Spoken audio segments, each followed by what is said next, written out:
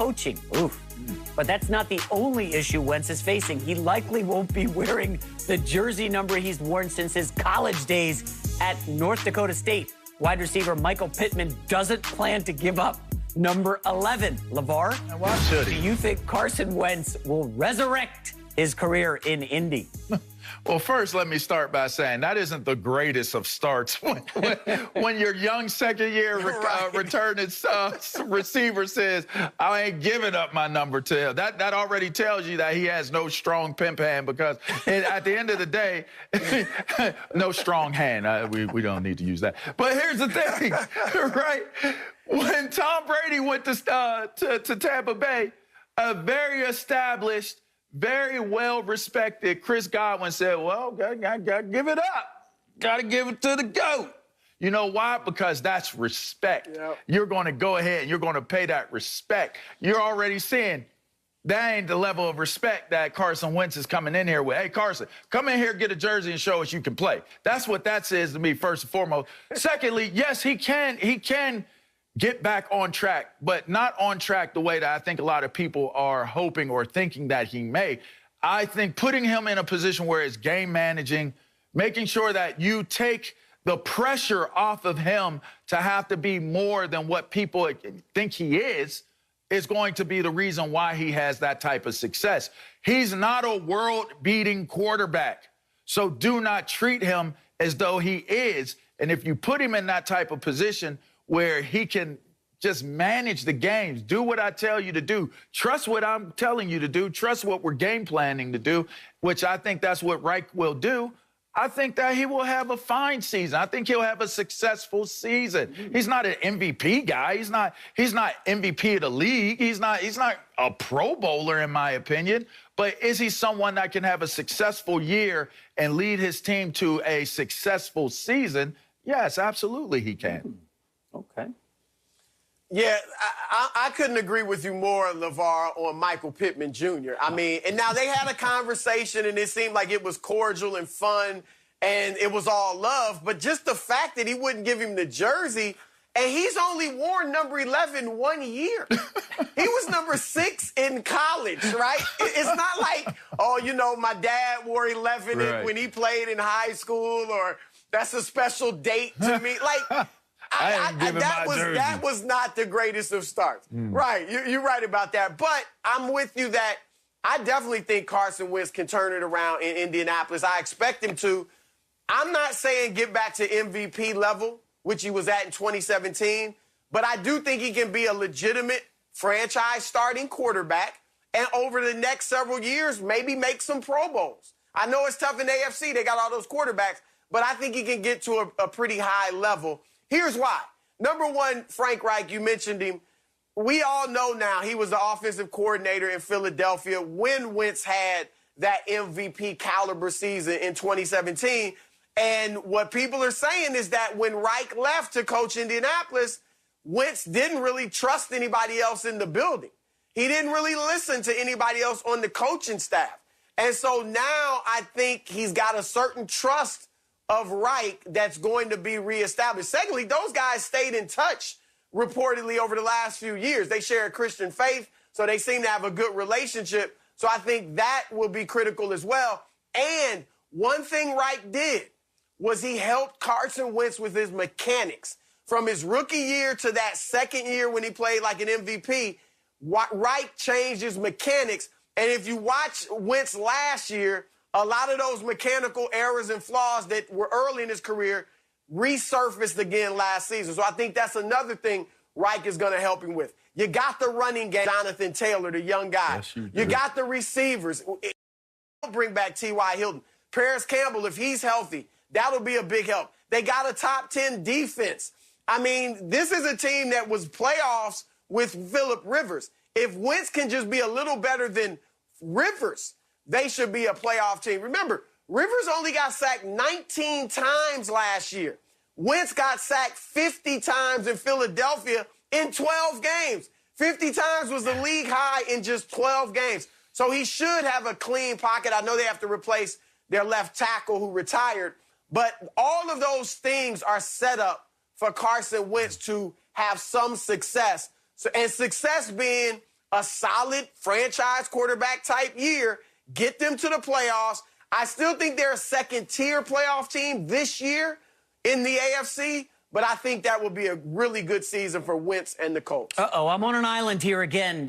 Gentlemen, you know, I do a lot of gambling stuff for Fox Sports, and I like to watch the markets. And what happened when Carson Wentz landed in Indy? The markets barely budged, okay? Barely moved. The Colts are tied with the Browns, fourth best odds, okay, to come out of the conference. And that's not a lot of respect to Carson Wentz. And why is that? Well, how did he handle adversity? Okay, LeVar, you played in the NFL. You saw a lot of guys, ups and downs, ebbs and flows. How did Carson Wentz handle adversity last year when he got injured again in the playoff game against Seattle, and then they draft a quarterback in the second round?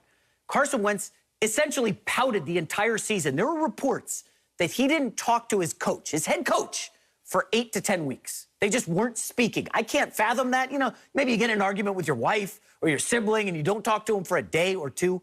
How does Carson Wentz not talk to his coach for 8 weeks? Like, this is a guy who moped and his head was down and he pouted.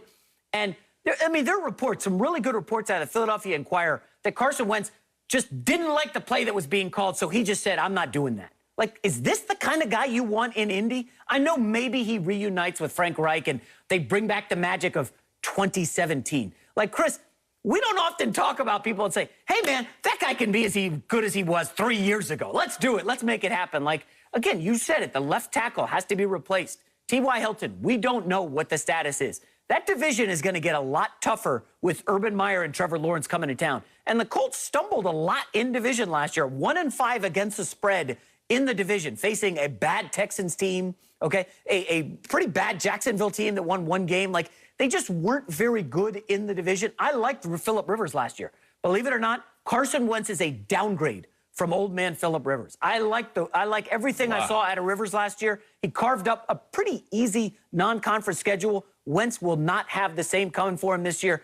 I mean, listen, I'm out, LeVar, on Carson Wentz. I'm sorry. You know, like, listen, everybody loves a redemption story, and maybe Wentz gets it right and doesn't get hurt in Indy, but I'm not buying it. I'm sorry. It's the balance. And the AFC is tough. It's top-heavy tough. So when you look at what Carson Wentz is stepping into, he struggled. You talked about them 50 sacks he took, 50-plus sacks.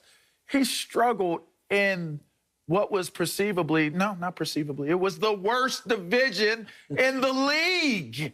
None of them could win, and you're still struggling. You're going into a situation where you're not going to play against teams where you have the opportunity to be poor and still have a chance to win. So looking at Carson Wentz taking those sacks, I'm not just putting that on the team, Broussard. I'm looking at Carson Wentz and I'm saying, wow, if the team was a part of him getting those 50 sacks because they couldn't block or keep anybody out of the backfield, I'm at least giving 50% of that blame to Carson Wentz as well. So if I'm giving 50% of that blame to Carson Wentz and 50% of that to the team, I'm looking at the Colts, and if I'm Frank Reich and I'm the offensive coordinator of this team and I'm the offensive line of this team and I'm the running game of this team, I am saying we have got to make sure that we do not become a predictable, one-dimensional team, because if it comes down to us having the pass, that magnet of getting sacked, I've seen it 100 times. I remember Patrick Ramsey. People won't remember who Patrick Ramsey is, but I played with him in Washington. Statue, right? And once he became that magnet for getting sacked, it almost becomes a part of you. It's almost like you embrace it. Like, I don't want to get hit. I don't want to get sacked. I want to be able to stand in and throw the ball. But for some strange reason, you attract it. It's like, it's going to happen. So some of them sacks, that might not be avoidable. So you got to assume that I have to go into this season knowing that we have to figure out how to deal with the bad of Carson Wentz if we are to enjoy and benefit from the good of Carson Wentz.